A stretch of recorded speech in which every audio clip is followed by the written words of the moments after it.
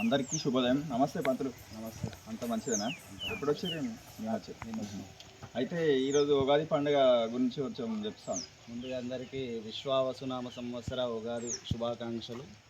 ఈ సంవత్సరం అందరూ కూడా పాడి పంటలతో, పశు సంపదలతో, ఆయురారోగ్య ఐశ్వర్యాలతో సుఖజీవనం గడపాలని మనస్ఫూర్తిగా కోరుకుంటూ మరోసారి ఉగాది శుభాకాంక్షలు. మనం పంతులతోనైతే ఈరోజు మాట్లాడినాము. ఈరోజు అయితే మనకు పంతులు అయితే చెప్పింది కదా, ఆల్రెడీ కొత్త సంవత్సరం ఈ శ్రీ విశ్వాస సంవత్సర శుభాకాంక్షలు చెప్పింది కాబట్టి అట్లనే అందరికీ యాదగిరి అక్షర్ రైతు నేస్తం యూట్యూబ్ ఛానల్ తరఫున ఉగాది పండుగ శుభాకాంక్షలు మీకు, మీ కుటుంబ సభ్యులకు.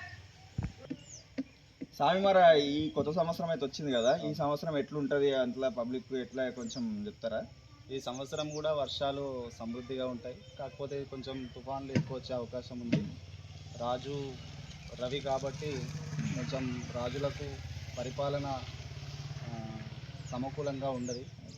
ఎర్రటి పంటలు, పత్తి ఇట్లా ధాన్యాలు గుణంగా కొంచెం మామూలుగా వండే అవకాశం ఉంది. ఈ కొత్త సంవత్సరం నుంచి అన్ని ముహూర్తాలు గిట్ట మొత్తం ఇప్పుడు మళ్ళీ కొత్త ఈ రోజుతోటి మూడాలు వెళ్ళిపోయినాయి. 10 రోజులు మూడాలు వచ్చినాయి, మూడాలు వెళ్ళిపోయినాయి. తర్వాత 9వ తారీఖు నుంచి కూడా గృహప్రవేశాలు, వివాహాది శుభకార్యాలు కూడా ప్రారంభమవుతాయి. కొత్త పంటలు ఉంటాయి, మొత్తం కొత్త పంటలు ఇప్పుడే స్టార్ట్ చేసుకోవాలి. సరే, ఓకే స్వామి. మనకైతే పంతులు అయితే చెప్పిండు ఈ సంవత్సరం అయితే అంతా మంచిగానే ఉంటుందంట. అందరి గిట్ట మంచిగా ఉండి ఈ పండుగ అందరూ సంతోషంగా జరుపుకోవాలని కోరుకుంటున్నాం.